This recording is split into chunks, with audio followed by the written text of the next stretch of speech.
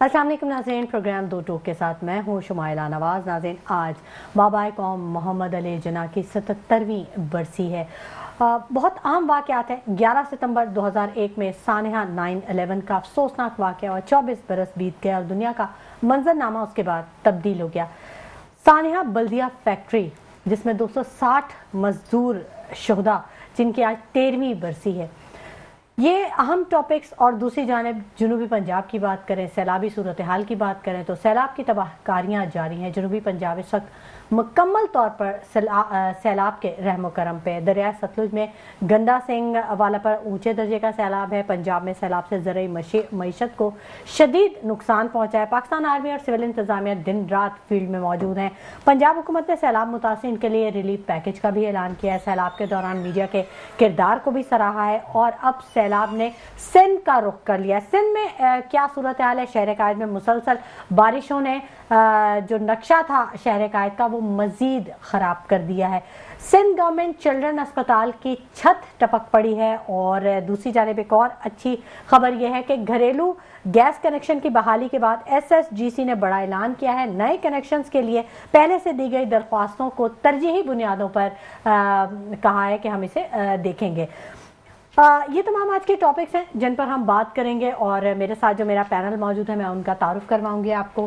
M Q M Pakistan سے کنور عمران علی خان صاحب نے ہمیں جوائن کر لیا اسٹوڈیو میں، جبکہ PTI سے جاوید صدیقی صاحب ہمارے ساتھ موجود ہیں۔ آپ دونوں حضرات کو خوش آمدید کہیں گے اپنے پروگرام میں۔ بہت شکریہ کہ آپ نے قیمتی وقت میں سے ہمارے پروگرام کے لیے وقت نکالا۔ آج کا دن بہت زیادہ اہم ہے، ویسے تو ہر دن ہی اہم ہوتا ہے لیکن آج کا دن خاص طور پہ بہت زیادہ اہم ہے۔ 11 ستمبر کے حوالے سے بڑے بڑے واقعات ہوئے، دنیا کا منظرنامہ چینج ہوا، لیکن اس کے بعد نیگیٹیوٹی شاید بہت زیادہ بڑھ گئی۔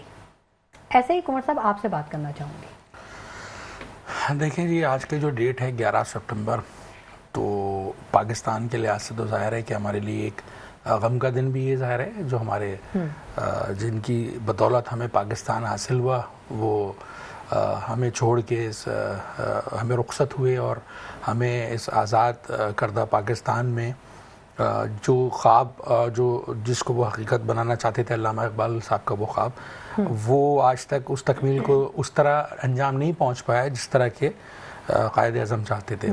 ایک تو یہ بات ہے۔ دوسری چیز، جیسا کہ آپ نے کہا کہ انٹرنیشنلی بھی 11 سپٹمبر جو ہے وہ بہت زیادہ ایک اہمیت کی حامل رہی ہے، اور انٹرنیشنلی بہت زیادہ اس پہ جو ہے اس کے بعد بہت تغیرات آئیں پوری انٹرنیشنل پولیٹکس میں، اور specially law and order situations کے اندر۔ لیکن ہمارا جو ملک ہے اور پاکستان، اس پہ اس کے بہت زیادہ ایفیکٹس آئے ہیں، اور اس کی وجوہات بہت ڈیٹیلز ہیں، لیکن آپ کو اندازہ ہے، عوام کو اندازہ ہے۔ بالکل۔ تو لیکن یہ ہے کہ میں یہ سمجھتا ہوں کہ ان تمام چیزوں میں ہمیں بینگ ایک قوم، پاکستانی قوم، ہمیں یہ چیز اپنی پرائرٹی پہ رکھنی چاہیے کہ ہمارے ملک کے لیے جو چیز بہتر ہو، ہمارے ملک کے فیوچر کے لیے جو چیز بہتر ہو، اس کو ہمیں ترجیح اثرات تو دینی بہرحال چاہیے۔ مرتب ہوتے ہیں۔ جاوید صدیقی صاحب، آپ کچھ کہنا چاہیں گے؟ بسم اللہ الرحمن الرحیم۔ آج کا دن ہمارے لیے اس لیے اہم ہے کہ کیونکہ بانی پاکستان قائد اعظم محمد علی جناح کا آج یوم وفات ہے، اور ابھی جیسے آپ نے بہت سارے واقعات کا بھی ذکر کیا، تو ظاہر اب 11 مطلب وہ ستمبر کا مہینہ تھا، اس میں ایک آدھ دن آگے پیچھے ستمبر کو ویسے بھی ستمگر کہتے ہیں۔ یہ واقعی جو ابھی آپ نے واقعات کا ذکر کیا تھا اس حساب سے دیکھا جائے تو ستمگری کہہ سکتے ہیں۔ 9/11 بھی ہوا اور بھی بڑے بڑے واقعات ہوئے۔ بالکل۔ اور ظاہر سی بات ہے کہ قائد اعظم کو اگر کچھ اور وقت ملتا تو شاید ہو سکتا ہے کہ جو پاکستان کی اس وقت حالات ہیں اس میں کچھ چینج آتی، لیکن کیونکہ ظاہر 1.5-2 سال کا وقفہ اتنا طویل نہیں ہوتا۔ لیکن یہ ہے کہ اس کے جو بعد آنے والے لوگ تھے، اب یہ ان کی ذمہ داری تھی کہ وہ اس کو ملک کو آگے لے کے جاتے ہیں۔ بالکل بالکل ان کی ذمہ داری تھی جو کہ شاید وہ بہتر طور پہ نبھا نہیں سکے۔ جاوید صاحب، جو سیلاب کی تباہ کاریاں ہیں، جو بارشوں کی صورتحال ہے، اس پہ ہم ہر پروگرام میں جو صاحب اقتدار لوگ بیٹھے ہوئے ہیں ان کو جگانے کی کوشش کرتے ہیں، ان کو یہ بتانے کی کوشش کرتے ہیں کہ خدا را اب تو ہوش میں آ جائیں۔ لیکن شاید ہم ہی ناکام ہیں. حالانکہ میڈیا کے کردار کو بہت سراہا جا رہا ہے, لیکن اس کے باوجود مجھے ایسا لگتا ہے اگر مسائل کا حل نہیں ہو رہا تو اٹس مین کہ یہ ہماری ناکامی ہی کہی جائے گی. دیکھیں ابھی جیسا آپ نے کہا میڈیا, دیکھیں میڈیا کا جو کام ہے وہ تو اپنا کام بخوبی انجام دے رہا ہے. ظاہر سی بات ہے, آپ دیکھیں کہ جو سیلاب کے زد میں علاقے آئے ان کے وہ کوریج کر رہا ہے, ان کو ہائی لائٹ کر رہا ہے, سب کچھ کر رہا ہے, تو وہ تو اپنی ذمہ داری پوری کر رہا ہے. لیکن کیونکہ جو ظاہر سی بات ہے کہ اگر سیلاب آئے یا کوئی بھی ناگہانی صورتحال آئے تو وہ جو اس وقت کی حکومت وقت ہوتی ہے, یہ اس کی ذمہ داری ہوتی ہے کہ وہ کس طرح اس کو مینیج کرتی ہے. اب اگر اچھا, پھر دوسری بات یہ ہے کہ آپ کو پتا ہے پہلے کے پی کے میں آیا, ادھر بہت تباہی ہوئی, اور اللہ تعالیٰ جو بھی وہاں پہ اموات ہوئی ان کو اپنے جوار رحمت میں جگہ دے, اور جو بھی نقصان ہوا ہے کیونکہ بے گناہ مارے گئے نا وہ لوگ.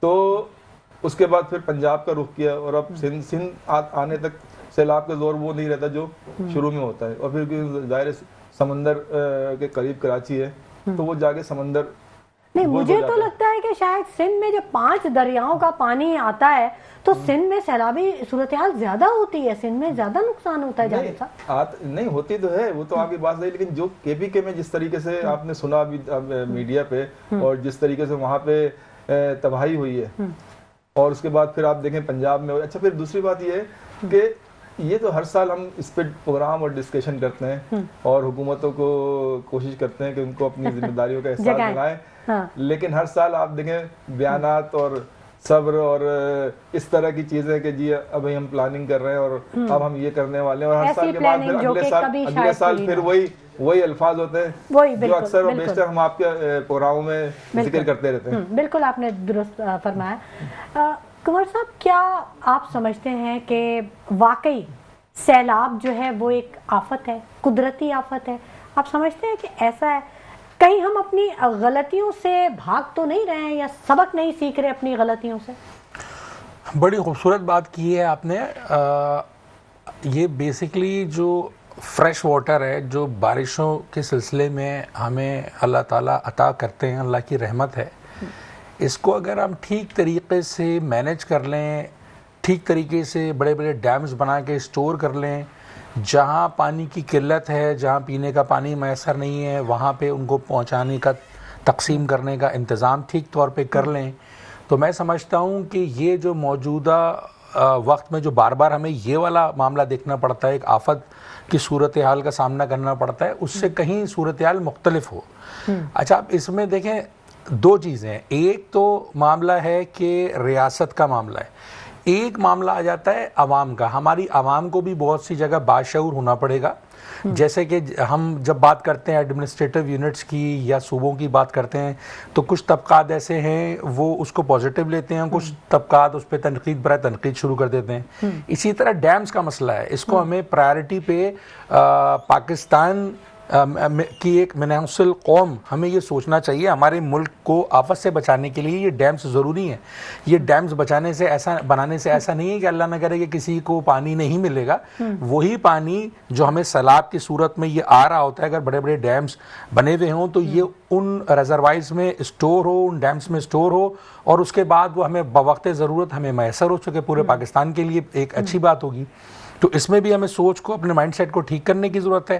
پھر آپ آ جائیے کہ آپ 18ویں ترمیم کے بعد جب ہمارا جو پروونشل گورنمنٹ کی ایڈمنسٹریشن کا جو تعلق ہے اور جو NFC ایوارڈ کے ذریعے سارا جو فنڈز ہیں وہ ریلیز ہو کر کے صوبائی جو ہے وہ وزیر اعلیٰ ان کے پاس آ جاتے ہیں, اس کے بعد ان کی بھی ذمہ داری شروع ہو جاتی ہے کہ اگر ان کو اپنے اپنے صوبوں میں جو یہ حالات فیس کرنے پڑتے ہیں, اگر ہم کراچی میں ہیں تو میں سندھ کی بات کروں گا پھر اسپیشلی کراچی کی, تو اس کے لیے کوئی نہ کوئی وہ پلاننگ اپنے طور پہ کریں. یہ 1 دفعہ کا 2 دفعہ کا 3 دفعہ کا مسئلہ نہیں ہے. اب جیسے ہمارے اتفاق نہیں, یہ ایک ریگولر آپ یہ کہیے 17 سال ہو چکا ہے, 18واں سال چل رہا ہے. وزیر اعلیٰ صاحب جو ہیں پیپلز پارٹی سے ماشاءاللہ تعلق رکھتے ہیں, اور اب تو خوش قسمتی سے وجوہات کچھ بھی ہوں میئر کراچی بھی انہی سے تعلق رکھتے ہیں. تو میں سمجھتا ہوں کہ انتظامات اگر نیک نیتی سے, پلاننگ کے ساتھ, ڈیڈیکیشن کے ساتھ اچھے طریقے سے کیے جائیں تو ہمیں یہ ڈیزاسٹر مینجمنٹ کرنے کے لیے مطلب ملک شہر کی ترقی بھی ہوگی, پھر اس ڈیزاسٹر کو مینیج کر کے عوام کو نقصان سے بچایا جا سکے گا اگر اس کو ٹھیک طریقے سے مینیج کیا جائے پلاننگ اور ڈیڈیکیشن کے ساتھ. اچھا, کون کرے گا مینج جاوید صدیقی صاحب آپ کے خیال میں؟ عوام اپنے ٹینکس بڑے کر لیں؟ نہیں، ابھی میں عمران صاحب کی بات سن رہا تھا اور ان کا جس پارٹی سے تعلق ہے اس کے بارے میں سبھی جانتے ہیں. کراچی میں عوام تو ساری پارٹیوں کے بارے میں جانتی ہے. جاوید کراچی کی بات کر رہے ہیں، سندھ کی بات کر رہے ہیں، کیونکہ ظاہر سی بات ہے ہمارا تعلق کراچی سے، سندھ سے، تو ہم اس کی بات کر رہے ہیں. ٹھیک ہے. تو اب مسئلہ یہ ہے کہ آج میں اکثر پروگرام میں یہ بات کرتا ہوں، اپنا ہمارے جو ایم کے ایم کے دوست ہیں، کہ آج آپ جن کے بارے میں بات کر رہے ہیں اور جن کے اوپر الزام تراشیاں کر رہے ہیں تو یا الزام سچے لگا رہے ہیں، ان کے ساتھ تو آپ بھی ایک طویل عرصے تک پارٹنرشپ میں رہیں. آپ کے بھی منسٹری رہے، وفاق میں بھی، صوبوں میں بھی. اچھا، دوسری بات ڈیم کی جہاں تک بات ہے، دیکھیں کہ ڈیم تو ہمیں اس لیے بھی کہ آپ دیکھیں جب بھی انڈیا سے ہمارا کوئی بھی تنازع ہوتا ہے تو سب سے پہلے وہ پانی روکنے یا پانی چھوڑنے کی بات کرتا ہے. تو یہ کام تو ہمیں بہت پہلے کر لینا چاہیے تھا. اور آپ کو شاید یاد ہوگا کہ جس وقت شاید مشرف صاحب سے پہلے کہ جو حکومت تھی اس میں ایک ڈیم کا مسئلہ چل رہا تھا جو انڈیا اور پاکستان کے بارڈر میں انڈیا بنا رہا تھا، اور پاکستان نے اس کے اوپر عالمی عدالت سے رجوع بھی کیا تھا. اور وہ صرف اس وجہ سے ہم کیس نہیں جیت سکے کیونکہ انڈیا نے موقف اختیار کیا تھا کہ ان کے پاس میں پانی ذخیرہ کرنے کی جگہ نہیں ہے، تو اس لیے ظاہر سی بات ہے پانی ضائع ہوگا، سمندر میں جائے گا. اس کے بعد پھر ڈیامر بھاشا ڈیم پہ تیزی سے کام ہوا. اچھا، وہ میں آگے بتا رہا ہوں آپ کو تفصیلات، کہ یہ تقریباً 25 سال یا 30 سال پہلے کی جو کیس تھا نا، تو اب تک تو ہمیں ڈیم بنا لینا چاہیے تھا. لیکن ہماری یہاں کیونکہ ہر عوامی جو ضرورت ہوتی ہے اس پہ صرف یا تو بیانات ہوتے ہیں یا پیپر ورک ہوتا ہے. لیکن آپ نے دیکھا کہ پی ٹی آئی کے دور میں 2018 میں دیامیر اور بھاشا ڈیم پہ اچھی خاصی ورکنگ ہوئی تھی. اور آپ کو پتا ہے کہ جو عمران خان صاحب تھے ان کے اگر آپ نے بیانات سنا کہ 2025 تک کسی ایک 2025 اور 2027 تک کمپلیٹ ہونا تھا. لیکن آپ دیکھیں جس گورنمنٹ چینج ہوئی تو یہ کام رک گئے. جاوید صدیقی صاحب بالکل آپ سے بات کریں گے. ہمیں ٹیلی فون کال پہ ہمیں جوائن کر چکے ہیں تجزیہ کار ہیں اقبال اڈوانی صاحب. بہت شکریہ، بہت خوش آمدید کہیں گے اقبال اڈوانی صاحب.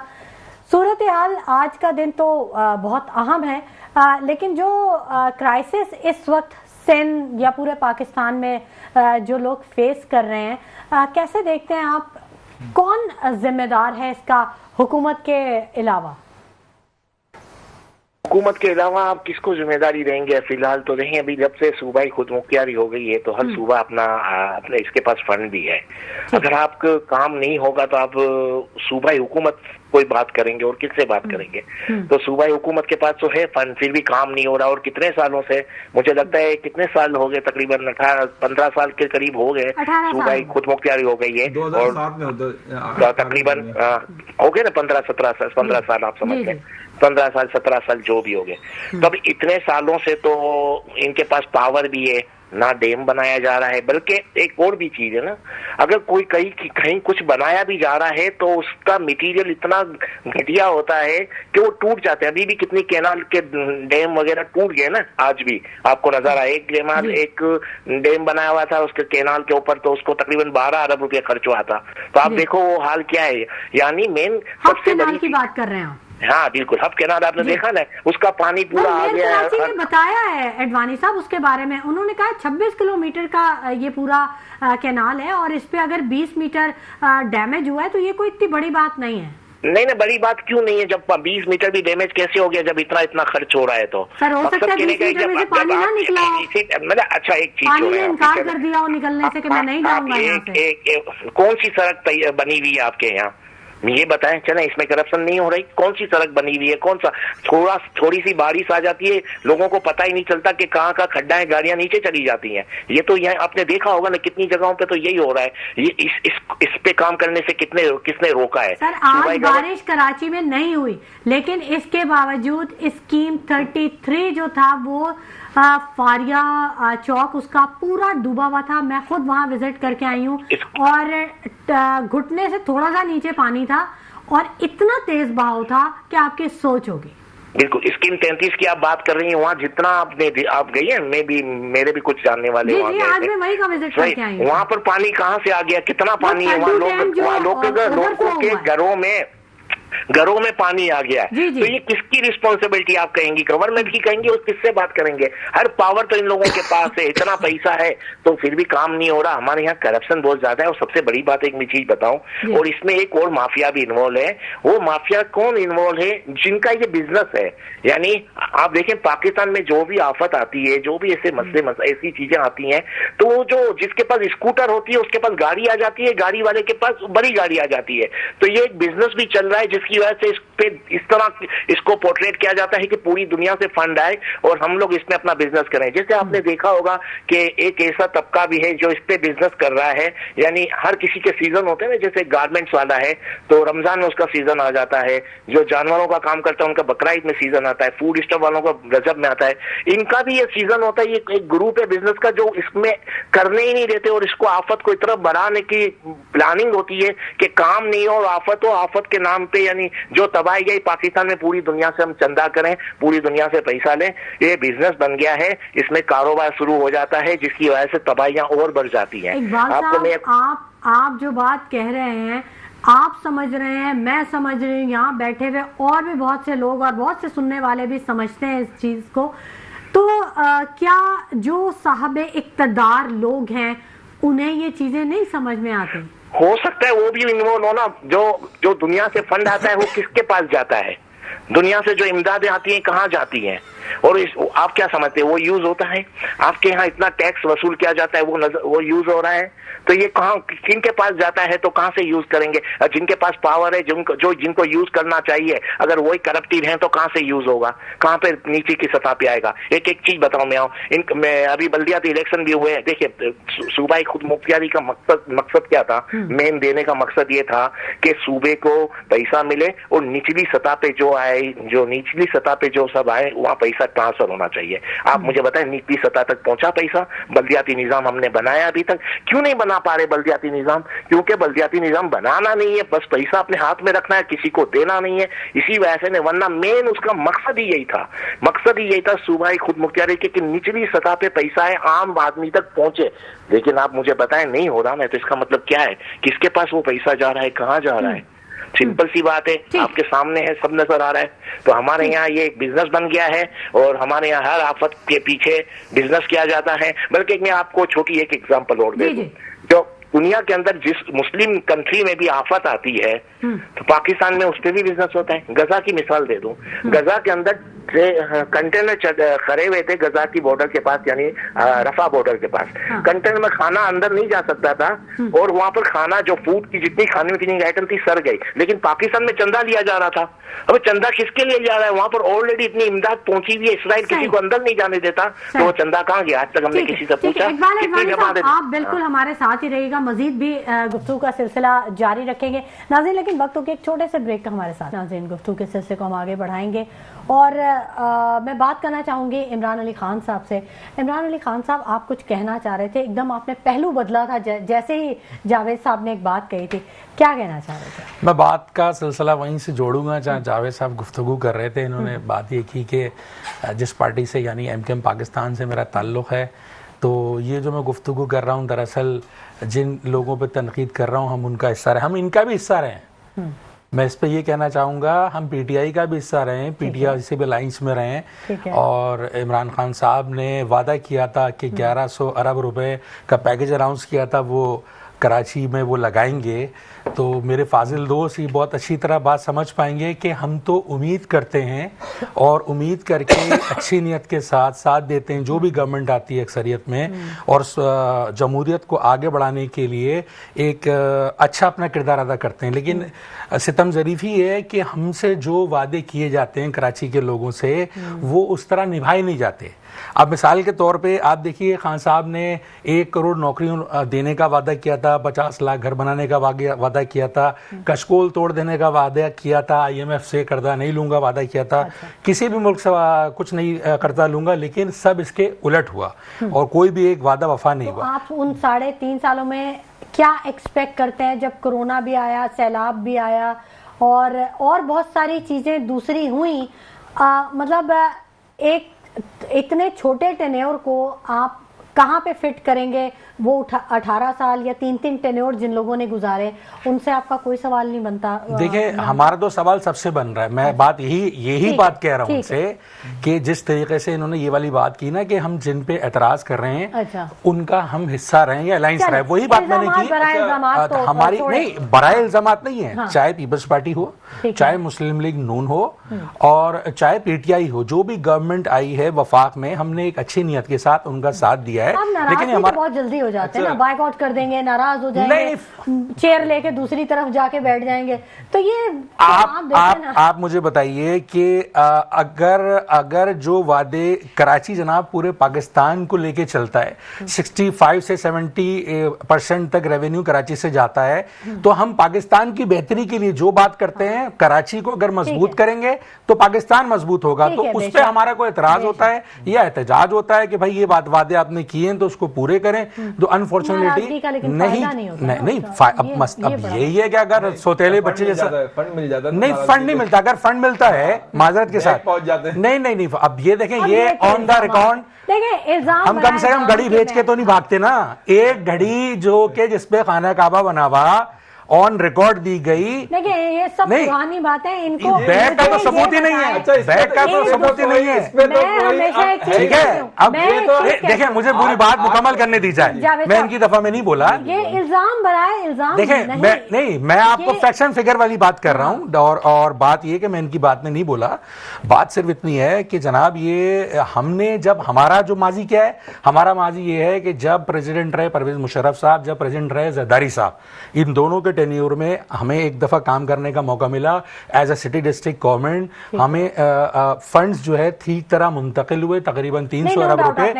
تو سید مصطفیٰ کمال اس وقت ہمارے سٹی میئر تھے, اور اس شہر کو, کراچی کو, دنیا کے تیزی سے ترقی کرنے والے 12 شہروں میں شامل کیا, اور ورلڈ اکنامک فورم نے وفاقی وزیر ہیں, اور سندھ گورنمنٹ چلڈرن ہاسپٹل کی چھت ٹپک رہی ہے. عمران صاحب آپ کو یہ کمپلین کرنی چاہیے. جی بالکل ہی آپ نے اچھا وہ یہ بات کی. بات یہ ہے کہ وفاقی وہ منسٹر ہیں, لیکن آپ کو شاید یہ والی بات علم میں نہیں ہے کہ 18ویں ترمیم کے بعد یہ جتنی بھی یہ فنڈز منتقل ہوتے ہیں یہ سبجیکٹ پروونس کا ہے, بہت لمیٹڈ. ایسے کیا فائدہ؟ یہ تو بات آپ کی ٹھیک ہے, ایسے منسٹری کا فائدہ کیا ہے, لیکن جتنے رائٹس ہیں ان کے, اس کے اندر رہتے ہوئے جو بہتر سے بہتر اس حیثیت کے لیے پاکستان کے لیے ہو رہا ہے. بہرحال کیا کہہ رہے تھے جاوید صاحب, آپ بولیں. میں عمران بھائی کی باتیں سن رہا تھا, اور دیکھیں اگر ان کے جیسا کہ ابھی آپ نے بھی کہا کہ ایک 3.5 سال کا دور, ایک 40 سال کا دور, اس کا کوئی اس میں بھی کرونا اور ایف اے ٹی ایف کے 2 چل رہے تھے, جو میں اکثر پروگراموں میں کہتا ہوں, تو اس کو اگر نکالیں, آپ کی باتیں مجھے یاد تھی اس لیے میں نے بول دیا. بالکل آپ نے یاد کیا اور صحیح کیا, آپ نے اتنی دفعہ جواب دوں گا, میں اس کا بھی جواب دوں گا. اتنی دفعہ اگر وہ نکالا جائے تو 1.5 سال کا. اب مسئلہ یہ ہے کہ اگر 1.5 سال ہمارے یا 3.5 سال رکھنے چلیں, اگر ان کی عمران صاحب کی بات رکھیں, تو 2024 میں وہ رزلٹ کیوں آیا کہ جس میں آپ کو دھاندلی کر کے سیٹیں دوبارہ. سر 1100 ارب روپے کراچی پہ کیوں نہیں لگائے؟ ایک سائن چاہیے تھا. 1100 ارب روپے کراچی پہ کیوں نہیں لگائے؟ تو بتا رہا ہوں نا, بتا رہا ہوں. ہم نے ایک سندھ ڈیولپمنٹ اتھارٹی کے نام سے کیا تھا, جس میں یہ بھی شامل تھے, اور ان کے ایم این اے کو 1 ارب روپے ملے. 1 ارب روپے ہر ایم این اے کو ملے, ہمارے بھی ملے, ان کو بھی ملے. یہ آن ریکارڈ بات ہے, اگر چاہے تو نکال کے دیکھ لیں. سر 1100 ارب روپے کے فنڈ نہیں لگے کراچی. 1100 ارب روپے کیش چھوڑی دینا تھا آپ کو, یہ سندھ گورنمنٹ کو 1100 نہیں, ہمارے پروجیکٹ جو تھے, آہستہ آواز, آپ لڑے نہیں, ان کو آپ 1100 ارب روپے کراچی کے لیے ریلیز نہیں کیے نہیں تھے, وہ پروجیکٹ تھے جس میں ہاں یا نہ کریں. 1100 ارب روپے کراچی کو دیے. بات سن لیں, یا تو آپ بول لیں یا میری بات سن لیں. نہیں بات کر لینے دیں نا, مانے نہیں دیے. بتا رہا ہوں نا, 1100 ارب کیش نہیں دیتے تھے, جیسے پہلے آپ سر آپ نے بائی اکاؤنٹ بھی نہیں دیے. مجھے بتائیں کہ 20 جو 80 بسیں آئی تھی گرین لائن کی, جو سندھ گورنمنٹ کو لانے تھی, وہ نہیں لے گئے. گھما رہے ہیں بات. 1100 ارب روپے کا پیکج ریلیز ہی نہیں ہوا. ریلیز ہوا تھا, کیوں نہیں ہوا؟ سارے آئے تھے. ابھی آپ دیکھیں جو بارشیں ہوئی ہیں, آپ نالے کے ساتھ جو دیوار دیکھ رہے ہیں, جھوٹ بول رہے ہیں. نہیں جھوٹ تو آپ بھی بولتے ہیں. آپ غلط بات کر رہے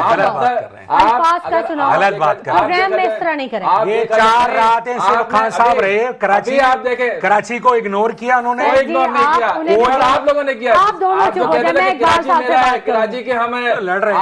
آپ نے سندھ گورنمنٹ میں 40 سال رہنے کے بعد, کبھی مسلم لیگ سے, کبھی اپنا پیپلز پارٹی سے کرنے کے بعد, آپ نے کراچی کو کیا دیا؟ آج کراچی اس حال میں آپ کی میئرشپ دیکھیں نعمت اللہ خان صرف ایک دفعہ میئر رہتے ہیں. ہم ہی نہیں دیا جو دیا ہے, نہیں دیا, میں آپ کو بتا رہا ہوں ہمارے پاس پھر آپ کی باری میں بھی ایسے ہی بولیں گے جاوید صاحب. بالکل میں آپ تھوڑا سا خاموش ہیں, ان کی بات میں بھی اقبال صاحب سے بات کروں. آپ نے ایک بلدیہ کا ذکر کیا, ذکر کیا تھا, ٹھیک ہے, آپ نے یہ دیا تھا جو بلدیہ فیکٹری میں جو ثانیہ ہوتا, یہاں سے کاروبار سمٹ کے آپ دیکھیں دبئی اور پنجاب کے جو لوگ تھے وہ ہڑتالوں کی وجہ سے اور آئے دن کے فسادات کی وجہ سے چلے گئے تھے یہاں سے. آپ نے یہ کراچی کو دیا, کراچی کو آپ نے اگر کچھ دیا ہوتا تو آج آپ جعلی طریقے سے اقتدار میں نہیں آتے. ٹھیک ہے, اقبال صاحب سے بات کر لیتے ہیں. اقبال اڈوانی صاحب, میری آواز آپ تک پہنچ رہی ہے؟ اس کا جواب آ رہی ہے. اقبال صاحب دیکھیں, ہمارے پروگرام میں سب عوامی نمائندگان آتے ہیں, ایم پی اے, ایم این اے, منسٹر سے بھی باتیں ہم لوگ کر لیتے ہیں, اور جب یہ آپس میں اس طرح سے بات کرتے ہیں تو مجھے یہ افسوس ہوتا ہے کہ عوام ان نمائندوں کو چنتی اپنے مسائل کے حل کے لیے, اور الزام در الزام ہم دیکھتے ہیں کہ یہ الزام برائے الزام ایک دوسرے کو اس طرح سے ٹریٹ کر رہے ہوتے ہیں, تو بڑا عجیب سا رویہ فیل ہوتا ہے. اقبال صاحب, آپ نے کچھ محسوس کیا ابھی؟ دیکھیں وجوہات کیا ہیں کہ جو پارٹیاں ہیں, آپ جتنی بھی پارٹی ہو گئی, پیپلز پارٹی ہو گئی, پی ٹی آئی ہو گئی, ایم کیو ایم ہو گئی, ان لوگوں کے ساتھ سب سے بڑی پرابلم یہ ہے کسی نے کچھ کام نہیں کیا تو ہر کسی کو بولنے کے لیے بہت کچھ ہے ایک دوسرے کے اوپر. کیونکہ مجھے بتائیں, ابھی آپ کسی بھی پارٹی کے بارے میں مجھ سے پوچھیں تو میں بات کروں تو میں ڈائریکٹ تو کسی کا, آپ کس پارٹی کے بارے میں بات کرنی ہے, میں بتاؤں کیا کام کس نے کیا ہے, نام لے آپ میرے پاس. اچھا, ایم کیو ایم کہتی ہے کہ ایم کیو ایم نے بہت کام کیا ہے کراچی میں. دیکھیں ایم کیو ایم 1988 سے آج تک ہر وقت حکومت میں رہی ہے, تو مطلب جس تباہی کی بات کرتی ہے حکومت ایم کیو ایم کے پاکستان میں, یہ پرابلم ہر اس پرابلم کی بات جو کر رہی ہے ایم کیو ایم ہر وقت حکومت میں رہی ہے. پرابلم میں بھی کون سے دور میں حکومت میں نہیں رہی, ہر وقت حکومت میں رہی ہے. اور ہر وقت, اور ایم کیو ایم نے جب ایم کیو ایم بنی تھی اس وقت جو ان کا جو مین نعرے تھے جو کراچی کے حوالے سے کہ کوٹا سسٹم ختم کریں گے, انہوں نے آج تک ختم کیا نہیں کیا. مشرف کے دور میں ان کے پاس جتنی پاور تھی شاید ہی کسی کے پاس ہو, انہوں نے اس وقت ختم کیا نہیں کیا. لیکن جب کوئی پرابلم آتی ہے تو وہ پبلک کے جو پاپولر نعرے ہوتے ہیں ان کو لے کر بات کرے گی, گورنمنٹ کے اوپر پریشر بلڈ اپ کرتی ہے ایم کیو ایم. ایک اشرت العباد صاحب کی ایک شاید وہ ویڈیو بھی وائرل ہوئی تھی جس میں وہ سائن کر رہے تھے کہ کوٹا سسٹم ہمیشہ کے لیے, اس کو ان لمیٹڈ ڈیز کے لیے کر دیا ہے. ایسا بھی کچھ ہوا تھا کوئی؟ نہیں تو ایم کیو ایم کیوں سندھ کی گورنمنٹ کے ساتھ رہتی ہے جو گورنمنٹ کبھی کوٹا سے, مطلب بلکہ میں تو خود یہی سی بات کروں گا نا, مشرف کے دور میں تو ان کے پاس بہت بڑی پاور تھی, انہوں نے اس وقت کیوں ختم نہیں کیا. یعنی مقصد کہنے کا ایم کیو ایم ابھی سے آج تک, دیکھیں ایم کیو ایم کی کمپلین ہمیشہ حکومت سے رہتی ہے, آپ دیکھیں جب بھی, اور ایم کیو ایم خود حکومت میں رہی ہے. کون سے دور میں ایم کیو ایم حکومت میں نہیں رہی, کب کام کیا؟ یہ جب اس کی بات کر رہے ہیں مصطفیٰ کمال کی, اس کا تو کام جو اس سے پہلے جو میئر تھا نعمت اللہ خان, اس نے سب کھود کے چلا گیا تھا, وہ فنڈ مل گیا تھا مشرف کی طرف سے. وجہ بتاؤں کیوں, آپ کو پتا ہے اس وقت وار چل رہی تھی افغانستان کی, اور کراچی پورٹ پہ امریکہ اور یورپ کا پورا نیٹو کا اسلحہ کراچی پورٹ پہ آتا تھا, تو کراچی بنانا تو مجبوری تھا ہمارے اسٹیبلشمنٹ کا. تو اس وقت فنڈ زیادہ دیا گیا تھا اور بنایا گیا, اس کی یہ ہمیشہ کریڈٹ لیتے ہیں. باقی اتنے سال تک یہ گورنمنٹ میرے آج تک کام کیا کراچی کے لیے انہوں نے کیا کام کیا. کیا معاملہ ہے اڈوانی صاحب؟ اس کا 1100 ارب کا 1100 ارب جو پی ٹی آئی نے کہا تھا. جی تو پی ٹی آئی تو دیکھیں, پی ٹی آئی تو ابھی بھی جو باتیں کر رہی ہیں, دیکھیں پی ٹی آئی کو 3.5 سال ملے, اور پی ٹی آئی سب سے بڑا پتہ ہے کلیم کیا کرتی ہے کہ ہم کو کووڈ میں پرابلم ہو گئی. پاکستان کو, آپ سنیں, پاکستان کو کووڈ میں جتنا فائدہ پہنچا ہے نا, اتنا فائدہ پاکستان کو کبھی نہیں پہنچا. پی ٹی آئی کو تو کووڈ سے اتنا فائدہ, میں بتاتا ہوں 2-3 چیزیں. اس وقت کیا ہوا تھا, یورپ امریکہ جتنے ملک تھے انہوں نے 0% انٹرسٹ پہ لون دینا شروع کر دیا اپنے لوگوں کو. 0% جو لون دیا گیا تھا, جو اوورسیز پاکستانی تھے وہ سب پاکستان میں پیسہ انویسٹ کر گئے. वहां पर। तो इतना पैसा पाकिस्तान में उस वक्त आया, इमदाद सबसे ज्यादा हमको उस वक्त मिली। एक दूसरी तो कभी कोई किसी ने बात ही नहीं की। मैं बता रहा हूँ, ये चीज आप चेक कर लेना। एक और चीज, उस वक्त क्या था कि चाइना हो गया, बांग्लादेश हो गया, इंडिया हो गया, जो भी जितने मुल्क थे ना, उनमें लॉकडाउन बहुत सख्त किस्म का था, उन सबकी फैक्ट्रियां बंद हो गई थी। पाकिस्तान में लॉकडाउन नाम का लगा हुआ था, आपको पता होगा। तो जितने ऑर्डर उनको मिल रहे थे ना, वो सब पाकिस्तान में डाइवर्ट हो गए। तो यानी आप सोचे, पाकिस्तान में उस वक्त जितना पाकिस्तान को फायदा पहुंचा, किसी वक्त नहीं पहुंचा। लेकिन क्या हुआ, पाकिस्तान उसके बाद कहाँ के क्या हुआ, कुछ भी नहीं हुआ। लेकिन पीटीआई हमेशा एक ही बात कहती है, कोविड में तो इनको एक बहुत बड़ी गोल्डन अपॉर्चुनिटी मिली है, उसमें तो काफी पैसा पाकिस्तान में आया। इसके बाद एक और चीज बताऊं मैं आपको, उस्मान बुज़दार को इन्होंने पंजाब का वजीर आला बनाया था, वो वजीर आला बनने के काबिल था। खान साहब कभी उसको हटाने के लिए तैयार थे। खान साहब, कराची के अंदर इनको सीटें मिली। मुझे बताएं, खान साहब कराची में कितनी बार आए हैं, कितनी रातें कराची में रुके हैं वो? तो मकसद कहने का ये है, काम किसी ने नहीं किया। और ये पार्टियां आपस में, जो आपका पहला सवाल था, ये लड़ती क्यों है? ये लड़ती इसलिए है कि इन दोनों के पास कोई काम नहीं है दिखाने के लिए। अब कुछ अरसा होगा एमक्यूएम का, मैं आपको एक बताऊं, कुछ अरसा होगा एमक्यूएम एक पॉपुलर नारा उठाएगी, जो पब्लिक में जो डिमांड होगी, ये डिमांड पूरी करो, ये डिमांड पूरी करो, गवर्नमेंट के ऊपर प्रेशर बिल्डअप करेगी। गवर्नमेंट इनको एक वजारत दे देगी, ये आएंगे सब 4-6 जाने, खड़े हो जाएंगे, प्रेस कॉन्फ्रेंस करेंगे, मुल्क के वसीतर मफाद में हमने हुकूमत का साथ देने का फैसला कर लिया। अरे भाई, अभी क्यों किया? जब आपको एक वजारत मिल गई या आपको कोई कंप्लेन, आपको तो वो जो कंप्लेन थी कि इलेक्ट्रिक के बिल, ये प्रॉब्लम, वो सब खत्म हो जाती है इनकी, जब इनको कुछ डील हो जाती है। तो ये है इनके एमक्यूएम की स्टोरी, सामने पीटीआई की स्टोरी है। पीटीआई ने कोई काम नहीं किया। जितनी भी लड़ाई झगड़े का माहौल, गाली गलौज, पार्टी के बारे में भी बात कर ले, हम कोशिश कर रहे थे कि पीपल्स पार्टी से मौकिफ ले लें, लेकिन वहां से कोई रिस्पॉन्स नहीं आ रहा आज। नहीं तो क्या कहेंगे वो? उनके पास कहने के लिए क्या है? पूरा कराची आपको नजर आ रहा है, पूरा कराची नजर आ रहा है। सुबह तो कहते हैं बारिश होती है, पानी गायब हो जाता है, पानी जमा जरूर होता है, लेकिन आधा पौन घंटे में बारिश। जनाब, आपको मैं स्कीम 33 और इसके अलावा 6-7 इलाके बताता हूँ। अभी तो बारिश नहीं हो रही है आज, अभी भी वहाँ पर आप नहीं चल सकते, ऐसे इलाके हैं। इतना पानी है कि लोगों के घरों में है। आज का पूरा दिन तो बारिश हुई, आज का पूरा दिन तो बारिश हुई भी नहीं है, सही है, फिर भी वो इलाकों में पानी कहाँ से है? क्या वजह है? कोई क्यों साफ नहीं किया जा रहा? इतनी जो सड़कें टूटी हुई हैं, जो सड़क बनती है वो 1 महीने में टूट जाती है, इसका सवाल कौन करेगा? कितनी जगहों पे लोग जा रहे होते हैं बाइक के अंदर, गाड़ी के अंदर, सीधा खड्डे में चली जाती है। तो पीपल्स पार्टी क्या जवाब देगी? आप बताएं, पूरी दुनिया देख रही है, इनके पास बोलने के लिए है क्या? ठीक है, बड़े इंकशाफात आपने किए इकबाल अडवाणी साहब, और बड़े हकायक आप सामने लेके आए, लेकिन बहुत शुक्रिया कि आपने अपने कीमती वक्त में से हमारे प्रोग्राम के लिए वक्त निकाला। नाज़रीन, गुफ्तगू का सिलसिला जारी रहेगा, लेकिन वक्त हो गया एक छोटे से ब्रेक का हमारे साथ। वेलकम बैक नाज़रीन, गुफ्तगू के सिलसिले को हम आगे बढ़ाएंगे, और मैं सबसे पहले बात करना चाहूँगी इमरान अली खान साहब से।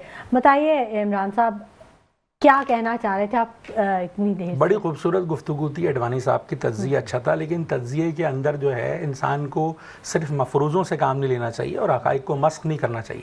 सबसे पहली बात तो ये कि मुझे ये बताइए कि जो ये शिकवा होता है, जैसे इन्होंने कहा, और उन्होंने कहा कि जी एमक्यूएम कोई भी गवर्नमेंट आती है उसका साथ देती है।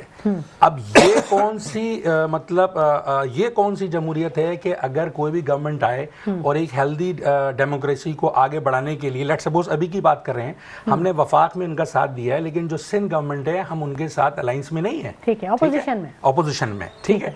और उसकी वजूहत क्या है? वो उनसे हमारे जो है असूली तौर पे कुछ तकाजे हैं कि ये चीजें ठीक होनी चाहिए कराची के लिए। नजरियाती नहीं, काम के हवाले से ना, काम आवाम के लिए काम ठीक होने चाहिए। जो चीजें इग्नोर किया जा रहा है कराची को, उसमें जाहिर है कि इसके अंदर बहुत बड़ा किरदार जो है 18वीं तरमीम के बाद, वो तो डायरेक्टली जाहिर है सूबे का सब्जेक्ट बन जाता है ना। सूबाई वजीर आला को NFC अवार्ड के जरिए जितने फंड्स मुतक्किल होते हैं वो वजीर आला को होते हैं। अच्छा, दूसरी बात इन्होंने एक और बात की कि जनाब वो जो MKM पाकिस्तान ने जो उस वक्त कराची को बनाया था, और वो इसलिए बना दिया गया था कि वो ये बात कह रहे हैं कि जी वो नेटो के वेपन जो है वो कराची पोर्ट से वो ट्रांसफर होते थे, इसलिए वहां पर जो है वो उसको कराची को बनाना। तो ये देखें, इतनी रिडिकुलस बात है कि कोई नेटो ने कोई पैसे नहीं दिए थे कराची बनाने के लिए।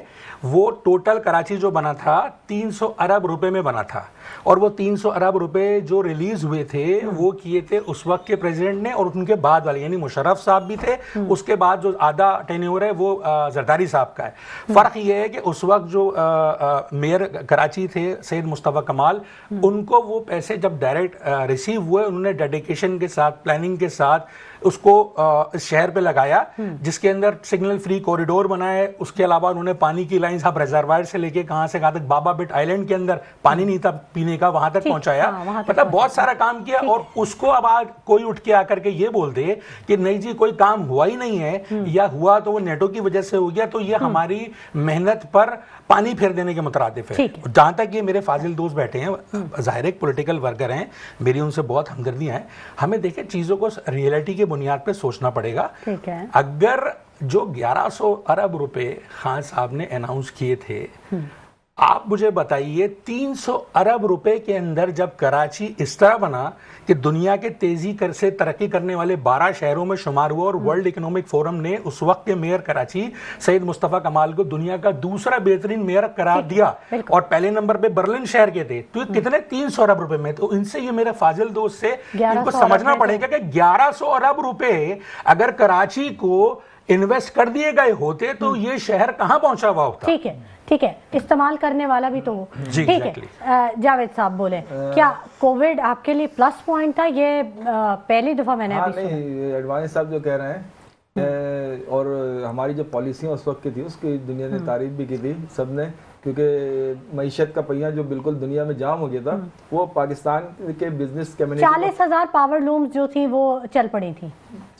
اور نہیں, میں آپ کو ملتان چل پڑا تھا, وزیر آباد چل پڑا تھا. چلا کیوں تھا؟ جی یہ ان کو بینیفٹ دیا تھا جو 18% پہ جو لون بزنس کمیونٹی لیتی تھی پہلے, وہ کووڈ کے دنوں میں 5%, یہ آپ ریکارڈ نکال کے دیکھ سکتے ہیں, 5%. مجھے یاد ہے یہ چیزیں. آپ دیکھیں ایک اور اسکیم آئی تھی, ہیلتھ کارڈ تو ہمارا جو تھا وہ تو چل ہی رہا تھا. اس کے علاوہ آپ نے دیکھا ہوگا کہ جن کے پاس مکان نہیں تھے ان کو بھی 5% پہ لون دینے کا بزنس کمیونٹی کو بہت سپورٹ کیا تھا. بزنس کمیونٹی نے پھر اس کا رزلٹ بھی دیا تھا. یعنی جب کووڈ کے بعد جب گورنمنٹ گئی تو آپ نے دیکھا کہ 6 سے 7% جو اس وقت کا ہائیسٹ ریکارڈ تھا, اس پہ بزنس کھڑا تھا آپ کا. اور اس کے بعد کیا ہوا؟ اس کے بعد آج آپ حال دیکھ رہے ہیں کہ آج بزنس کمیونٹی جو ہے وہ ٹیکسز سے, مہنگائی سے, اس سے اتنی پریشان ہے کہ اس وقت بھی اگر آپ جائیں بزنس انڈسٹریل ایریا میں تو وہاں پہ بالکل سناٹا پڑا ہوا ہے. تو مسئلہ یہ کہ جب آپ کی پالیسیاں صرف, آپ کو پتا ہے کہ فیکٹریز میں ڈاؤن سائزنگ ہو رہی جو ہم نے پہلے کبھی نہیں سنا تھا. نہیں, آپ یہ دیکھیں نا, بڑی بڑی فیکٹری سے جو بے روزگار ہو رہے ہیں لوگ, تو ظاہر سی بات ہے انہوں نے جب یا تو خودکشی کرنا ہے خدا نخواستہ, یا پھر لے کے لوٹنا ہے, جو آپ دیکھ رہے ہیں کہ لوٹ مار بڑھ رہی ہے. تو یہ پالیسیوں کا نتیجہ ہوتا ہے. جب آپ عوام کو بنیادی چیزیں نہیں دیں گے تو لازمی سی بات ہے وہ نیگیٹو سائڈ پہ جاتے ہیں.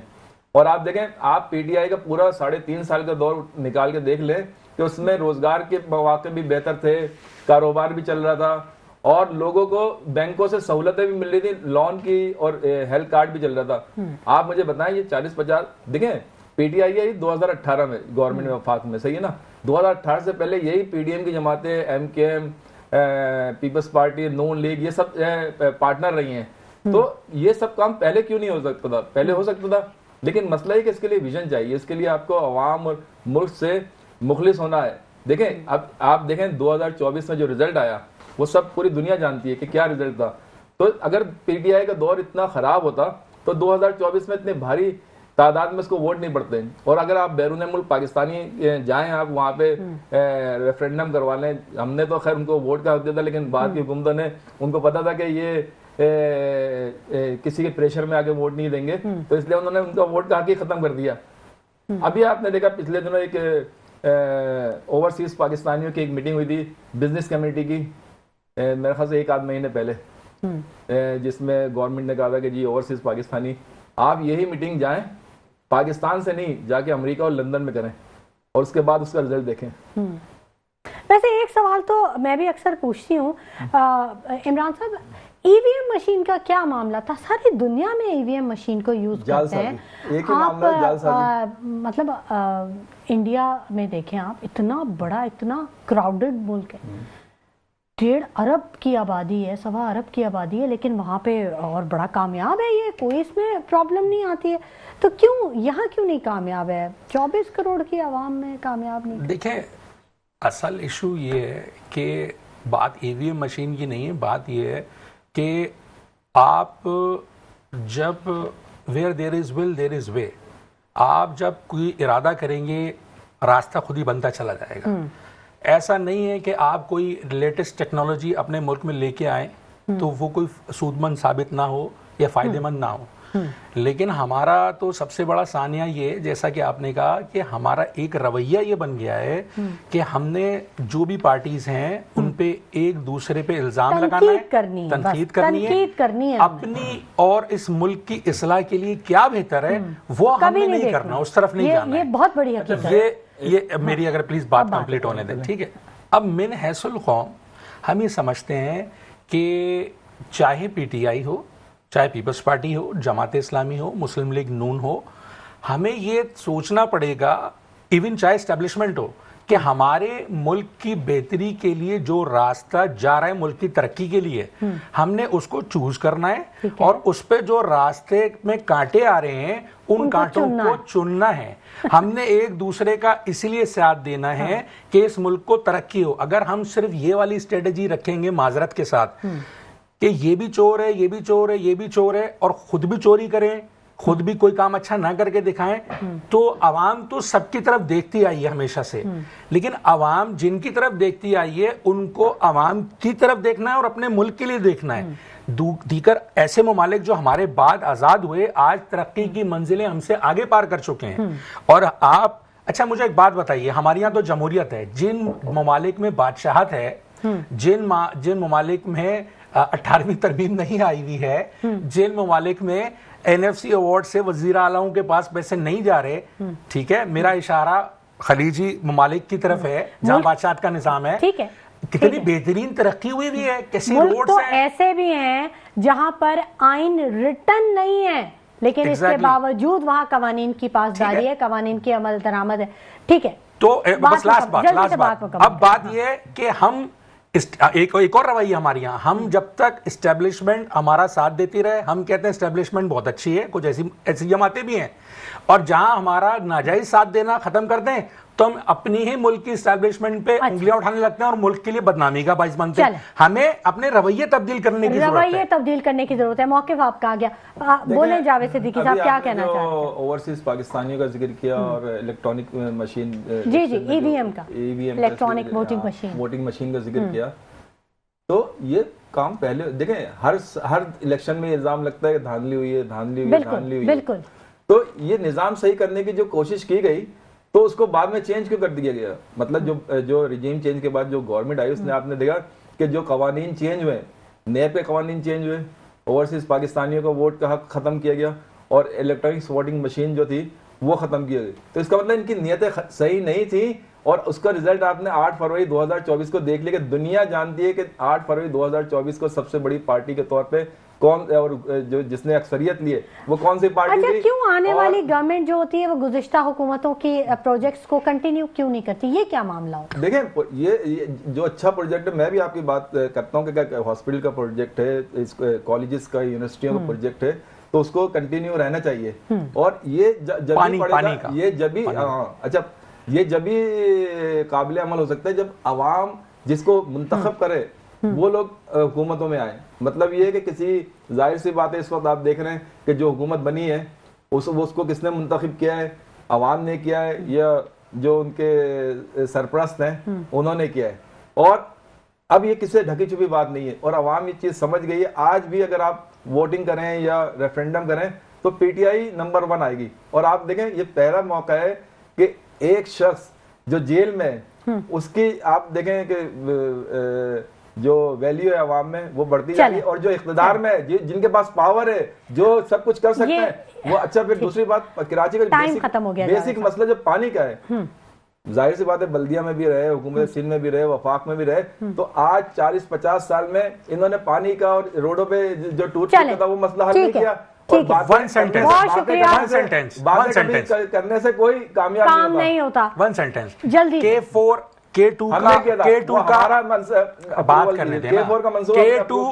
K2 کا پروجیکٹ فاروق ستار بھائی نے کمپلیٹ کیا. اسی طرح K3 جو ہے مصطفیٰ کمال صاحب نے، اور اس کو جو انیشیٹ کیا مصطفیٰ کمال صاحب نے، جو اب تک پینڈنگ بہت میں، شکریہ عمران علی صاحب آپ کی موجودگی کے لیے، آپ کے آنے کے لیے بہت شکریہ، جاوید صدیقی صاحب آپ کی تشریف آوری کے لیے بہت شکریہ، اقبال اڈوانی صاحب کہ آپ نے ہمیں وقت دیا۔ ناظرین، سیلاب کی ہم بات کر رہے تھے اور پھر وہیں سیاست پہ چلے جاتے ہیں۔ کسان 6 مہینے پانی کے لیے ترستا ہے اور اس کے بعد 6 مہینے سیلاب سے نبٹتا ہے، کون ذمہ دار ہے؟ سوچئے گا ضرور۔ اسی کے ساتھ شمائلہ نواز کو اجازت دیجیے، اپنا بہت خیال رکھیے گا، اللہ نے